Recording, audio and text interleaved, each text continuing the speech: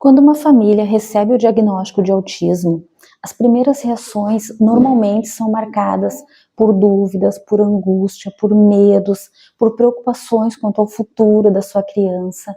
E também é comum, muito comum, que o foco vá direto para as dificuldades. O atraso de fala, as questões comportamentais, os comportamentos repetitivos, o apego à rotina. Mas eu posso te dizer que existe uma forma muito mais leve, potente e respeitosa de olhar para a nossa criança. Nesse vídeo, eu vou te mostrar como aplicar o princípio da apreciação. Uma mudança de olhar, gente, pode transformar completamente a nossa relação com o nosso filhinho. E vai potencializar, vai melhorar muito esse papel da família no desenvolvimento da criança e a própria relação da família como um todo.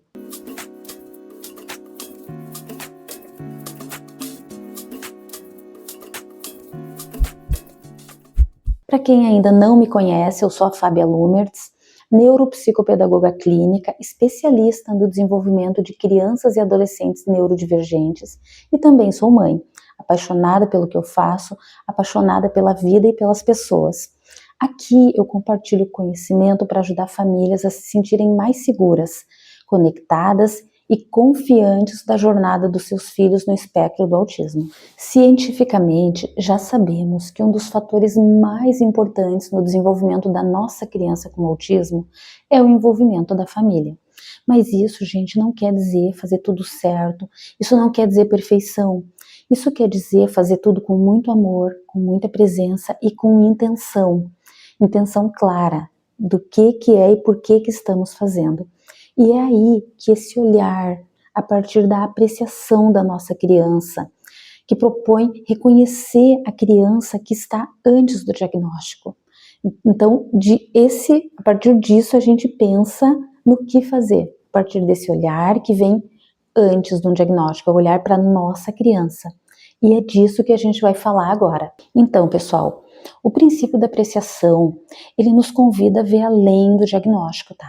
Mas ele não é pra gente, enfim, tapar sol com peneira, pra gente fazer de conta que não tá vendo os desafios. Não, não é nada disso, tá? Mas o princípio da apreciação, ele nos convida a começar pelas forças. A começar, gente, vendo o potencial e o que a gente pode fazer. Então, é o desafio visto sob outro prisma. E agora, para hoje, eu separei então 6 atitudes práticas que vão te ajudar a aplicar esse olhar no dia a dia com a tua criança. Então, primeira coisa, enxergar a criança antes do diagnóstico. Ou enxergar ela para muito além de um diagnóstico. Ela é uma criança, ela é um sujeito, né? Então, o nosso filho, o teu filho, seja lá quem for, né, gente? A nossa criança, ela tem uma personalidade única, ela vai ter gostos únicos, ela vai ter interesses, ela vai ter habilidades. Então, o que a gente vai observar? A gente vai observar, por exemplo, o que motiva ela, né? Qual é o interesse? Tá, é um interesse restrito. Talvez uma atividade repetitiva, mas isso ali é importante, gente, isso é importante para ela nesse momento. Então, isso a gente vai observar. A gente vai observar, por exemplo, o tempo de concentração dela. Quanto tempo ela fica, então, mesmo que seja uma atividade repetitiva, quanto tempo ela fica? Quais coisas, por exemplo, que ela pega e não fica, né? Porque assim a gente vai fazendo uma espécie até de mapeamento de quem é a nossa criança, né? O que interessa a ela naquele momento, o que ela gosta, o que desperta, assim, muito o interesse dela. É um carrinho, é um chocolatinho, é uma visita na avó, é um barulho específico ou não, né? Mas é isso, é selecionar e observar quem é a nossa criança, é apreciar ela. E a partir disso, gente, dessas pequenas coisas do dia a dia que a gente vai mapeando, a gente pode inclusive anotar, né, os gostos, as preferências, o que faz o olhinho dela brilhar.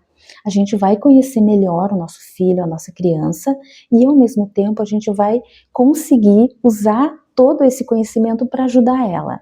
Então, enxergar a nossa criança, né, não enxergar só o TEA, né, só o autismo, enxergar a nossa criança, que sim, está no espectro do autismo, mas que é a nossa criança.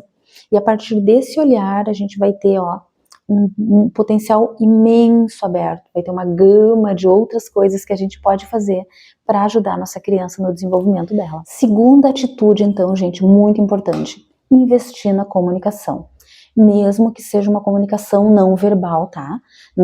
Nem toda criança com TEA, em função de nível, em função de idade, em função de uma série de fatores, vai ser, né, ter oralização ou ser oralizada naquele momento ali, especialmente os mais pequenos ou com níveis mais elevados de suporte.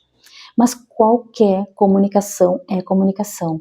Então, assim, ó, falar com a criança, claro, de acordo com o que ela suporta no momento e com o que ela consegue, né, enfim, não se desorganizar, mas falar com ela, cantar, comumente, assim, é uma coisa bastante comum crianças com TEA gostarem de ouvir o canto, né, em função de entonação, em função de uma série de questões. Então, inclusive, entonar a fala, falar cantadinho algumas coisas com ela, tudo isso é comunicação, gente. Usar figura, usar gestos, né? Tem crianças que se beneficiam muito da comunicação, então, com figuras, né, que vai inclusive ajudar na oralização num outro momento.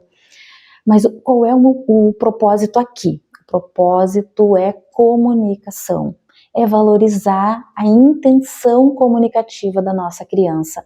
Troca de olhar, o apontar, gente, o gesto de carinho, tudo que for comunicação, porque um carinho é comunicação, apontar é comunicação, cantarolar é comunicação, quando tem essa intenção comunicativa, né? E mesmo que a nossa criança ainda não tenha essa intenção, mas que ela faça algumas coisas que são comunicação, talvez não intencionalmente, mas a gente valoriza sempre. Importante é estimular e valorizar qualquer esforço no sentido de se comunicar da nossa criança. Então, gente, a intenção de se comunicar já vale muito. Terceira atitude, então, pessoal, usar os interesses da criança como pontes para o aprendizado. A gente usa o que ela gosta para ajudar ela a se desenvolver por aprendizagem. Então, crianças com autismo, elas comumente, tá, isso faz parte da vida delas, terem interesses específicos, muitas vezes até restritos e repetitivos. Então, o que a gente faz? Bom, a nossa criança gosta de quebra-cabeça. A gente vai ofertar quebra-cabeça, a gente vai montar com ela, e à medida que a gente vai trabalhando com ela, a gente vai oferecendo mais repertório para ela. A gente vai aumentando as aprendizagens, usando o interesse dela. Bom, ela gosta de carro de bombeiro. O que a gente vai fazer, gente? A gente vai brincar com ela de carrinho de bombeiro, e a gente vai aproveitar o carrinho de bombeiro para daqui a pouco botar um carrinho, sei lá, de uma ambulância, um carrinho de polícia, uma tupique que leva as crianças para a escola, um carro que leva a família no supermercado. Então, a gente vai partir do interesse dela. Ela gosta muito do carrinho de bombeiros.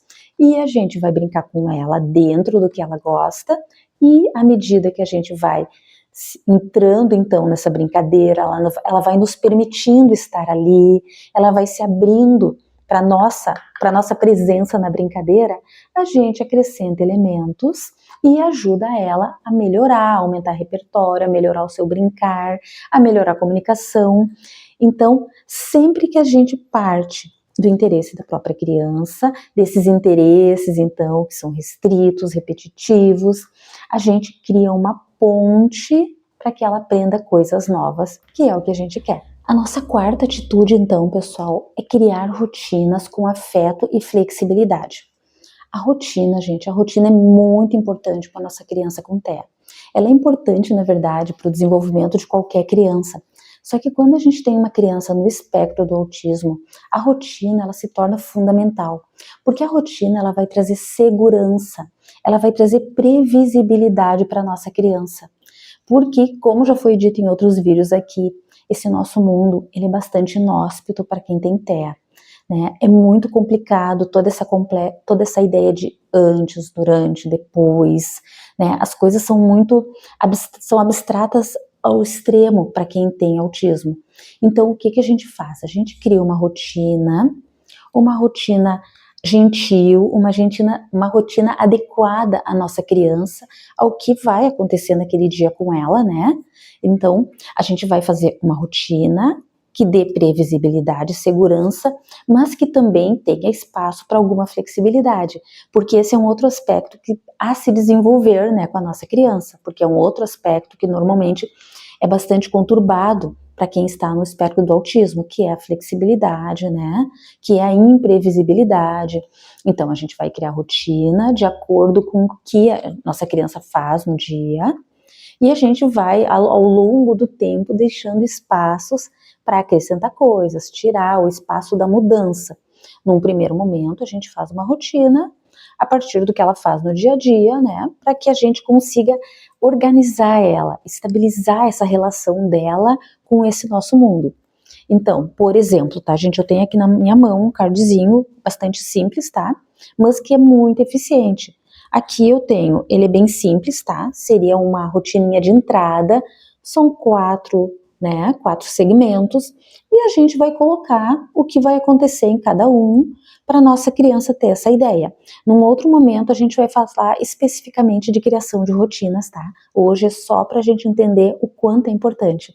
Então, a gente cria o cardzinho e, por exemplo, aqui, ó, a gente grudou, né? Ela vai ver, quando ela termina, a gente pode tirar e colocar num outro local, quando ela termina a atividade, ou colocar um certinho, né? Isso tudo vai depender do sistema que vai ficar melhor para cada família. Mas é muito importante a gente ter um sistema e que esse sistema seja visual. A nossa criança precisa ver, gente, tá? O recurso mais importante e mais abundante na nossa criança com TEA é a visão. Então a gente vai usar recursos visuais de forma abundante para ajudar ela a se organizar, a entender os acontecimentos, a ter a previsibilidade que é tão importante para ela. Atitude número 5, celebrar cada pequeno progresso. Cada pequeno progresso, gente, a gente celebra, tá? A nossa criança não falava ou falava uma ecolalia, né, que é aquela repetição, então, de palavras, né, ela repete aquilo e, de repente, ela consegue repetir aquilo num contexto. Então, ela gosta de nuvens, tá? E aí, volta e meia, ela tá lá. Nuvem, a nuvem isso, a nuvem, né? Ou ela bota uma qualidade, né? A nuvem branca, a nuvem preta, enfim. E, de repente, ela associa isso com um dia que vai dar um temporal, né? O céu tá cheio de nuvens, ou então, tem nuvens no céu, tem nuvem no céu, independente da entonação. Mas ela pegou uma fala que ela tinha, ecolálica, e ela aplicou num contexto adequado. Bom, ela está se comunicando, então a gente vai comemorar. Ela provou um alimento novo, né, que ela tinha, né, enfim, se alimenta de uma forma mais seletiva, com poucos alimentos, ou alimentos de um mesmo grupo, de uma mesma cor, e de repente não, né, esse é um processo, ela vai provar, sei lá, uma cenourinha esmagada que ela nunca tinha provado. A gente vai comemorar. Então, cada pequena conquista, tá? Cada pequena aprendizagem, que pode parecer pequena, para nossa criança é um ganho imenso. Então, a gente vai celebrar cada progresso, independente do tamanho. Progresso é só progresso, né? Não importa se ele é grande, se ele é pequeno, é progresso e acabou. E a gente vai comemorar com muito entusiasmo as conquistas da nossa criança. E a nossa sexta atitude, então? A nossa sexta atitude, gente, é confiar no nosso instinto e buscar apoio. Claro que a gente sempre vai buscar apoio especializado. Tem muitos profissionais, incluindo eu, né, que a gente estuda especialmente para poder ajudar as crianças neurodivergentes, suas famílias. Porém, o confiar no instinto de pai, de mãe, no instinto de quem está ali no dia a dia, gente, isso é o principal, assim, né? Porque o vínculo, gente, que a família tem, o pai, a mãe, né, o cuidador primário, com a criança, ele é único. Ninguém mais vai ter esse vínculo tão forte e num ambiente tão favorável quanto o lar da criança. Então, buscar apoio, sim, sempre é muito importante, mas confiar no instinto, com muita atenção, com muito amor, não hesitar em buscar orientação, fazer pergunta, participar ativamente das terapias, da vida escolar, mas confiar no seu instinto em relação ao seu filho, né? Porque o teu instinto, ele tá falando do amor pela tua criança, né? E ele tá falando do conhecimento que tu tem dela. Então, confiar no teu instinto enquanto pai, enquanto mãe, enquanto cuidador primário, buscando auxílio profissional, mas sempre partindo do teu entendimento sobre o desenvolvimento do teu filhinho. Se esse conteúdo fez sentido para você, eu preparei um e-book de atividades práticas para estimular o desenvolvimento da tua criança dentro de casa, com afeto, muito amor e respeito ao tempo da tua criança. Eu vou deixar o link para baixar aqui na descrição do vídeo, gratuitamente, e espero que ele te ajude muito, né? Porque na prática da vida real a gente precisa de instrumentos que vão nos clarear, né, gente? Que vão nos dar o que fazer, né? Como ajudar a nossa criança.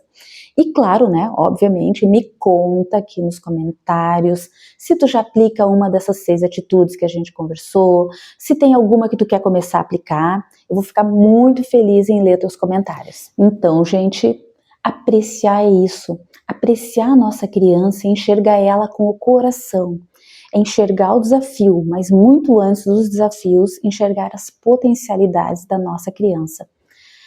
E o que a gente quer, gente? A gente quer cultivar um olhar apreciativo, um olhar amoroso. A gente quer potencializar todo o desenvolvimento da nossa criança, sem que a nossa criança deixe de ser quem ela é. Ela é um sujeito, ela não é o autismo, né? E assim a gente consegue ir além dos desafios, né? A gente consegue um ambiente harmonioso e a gente consegue ver o potencial da nossa criança florescendo. E muito obrigada por estar aqui comigo até agora. E lembre-se, você não está sozinho. A gente vai seguir junto nessa jornada de conhecimento, de amor, de respeito e de um olhar diferenciado para a nossa criança e para o tempo dela. Até o próximo vídeo.